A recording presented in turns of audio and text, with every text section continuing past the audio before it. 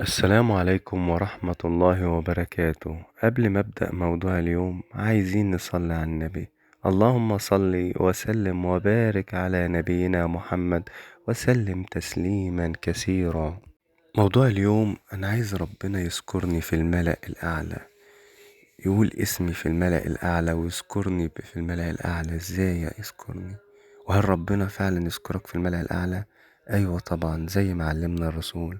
عن أبي هريرة قال: قال رسول الله صلى الله عليه وسلم: يقول الله عز وجل: أنا عند ظن عبدي وأنا معه حين يذكرني، فإن ذكرني في نفسه ذكرته في نفسي، وإن ذكرني في ملأ ذكرته في ملأ خير منه، وإن اقترب إلي شبرا تقربت إليه ذراعا، وإن تقرب إلي ذراعا اقتربت إليه باعا، وإن آتاني يمشي آتيته هرولة.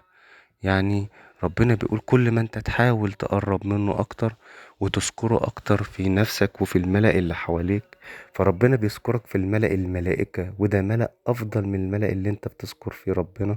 وطبعا لما تذكره كثيرا وتتقرب منه كثيرا، ربنا يتقرب منك اكتر ما انت بتتقرب منه. اللهم تقبل منا صالح الاعمال.